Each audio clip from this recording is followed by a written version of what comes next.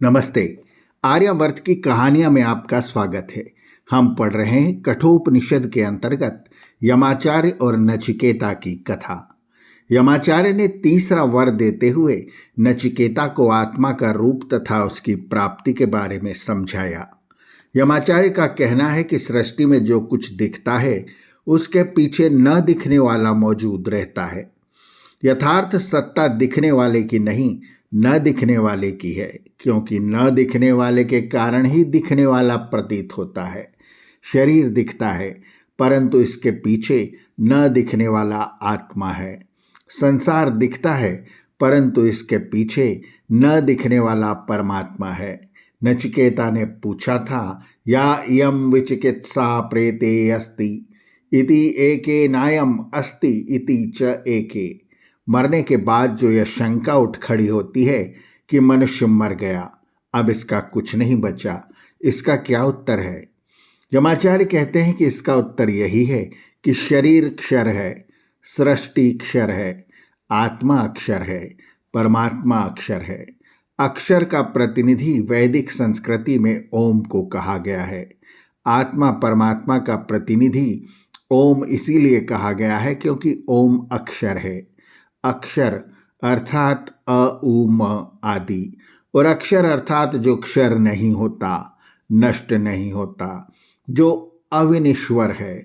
उस अक्षर अविनश्वर आत्मा का वर्णन करते हुए यमाचार्य कहते हैं, न जायते प्रियते वा विपश्चित नायम कृतिश्चित न बभूव कश्चित अजो नित्यः शाश्वतो अयं पुराण न हन्यते हन्यमाने शरीरे हंता चेत मन्यते हंतुम हतश्चेत मन्यते हतम उभीति न विजानीतः नायम हंति न हन्यते। आत्मा अक्षर है, न पैदा होता है न मरता है, अनादिकाल से चला आ रहा है, पुराण है। शरीर मरता है, आत्मा नहीं मरता। आत्मा अज है, नित्य है। मारने वाला समझता है उसने मार दिया, मरने वाला समझता है कि वह मर गया। दोनों वास्तविकता नहीं जानते।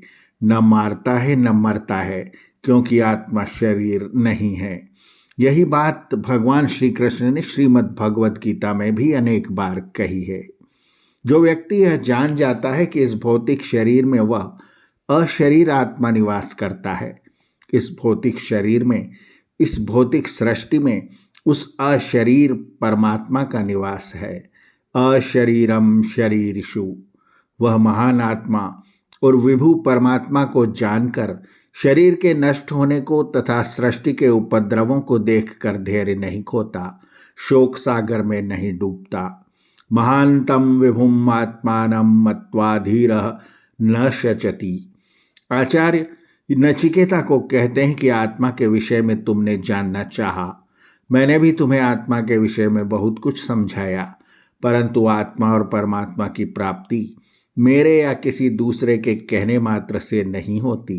न अयम आत्मा प्रवचनेन लभ्य, न अक्ल लड़ाने या ज्ञानियों का उपदेश सुनने से होती है। न मेघया न बहुना श्रुतेन, जिस पर प्रभु की कृपा हो जाती है उसी को आत्म परमात्मा की लगन लग पाती है। यम एव एषः वृणुते तेन लभ्य, और ऐसी लगन वाले व्यक्ति के सामने तो आत्मा परमात्मा खुद अपने आप को खोल कर रख देते हैं।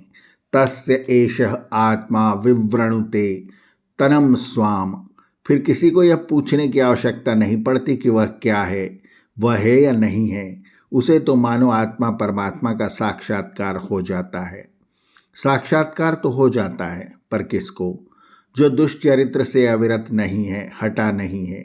न अविरतः दुष्चरितात्, जो अशांत है, जो असमाहित है, जिसका मन तथा इंद्रियां वश में नहीं है। न असमाहितः, ऐसे व्यक्ति को आत्मा तथा परमात्मा के दर्शन नहीं होते।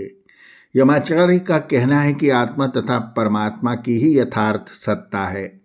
शरीर तथा संसार क्षर है, आत्मा तथा परमात्मा अक्षर है। ओंकार उपासना से इनके दर्शन होते हैं, सिर्फ प्रवचन से या सिर्फ श्रवण से कुछ नहीं होता। तर्क से भी इन्हें प्राप्त नहीं किया जा सकता। इसके लिए तो भगवान का आशीर्वाद मिलना चाहिए। जब आशीर्वाद मिल जाता है तब जो नहीं दिखता वह भी दिखने लगता है। ऐसी स्थिति को प्राप्त करने के लिए आत्मा शुद्ध होना चाहिए, मन शांत होना चाहिए, इंद्रियां वश में होना चाहिए। आर्यावर्त की कहानियां के अगले अंक में भी जारी रहेगा कठोपनिषद के अंतर्गत यमाचार्य और नचिकेता का संवाद, जिसमें यमाचार्य आध्यात्मिक जीवन का रूप और आत्मा का भोक्ता रूप समझाते हैं। आर्यावर्त की कहानियां चैनल को सब्सक्राइब करें और बेल आइकन के बटन को दबाएं ताकि हम जब नया वीडियो लेकर आएं तो उसकी सूचना आपको तुरंत मिल जाए। धन्यवाद। नमस्ते।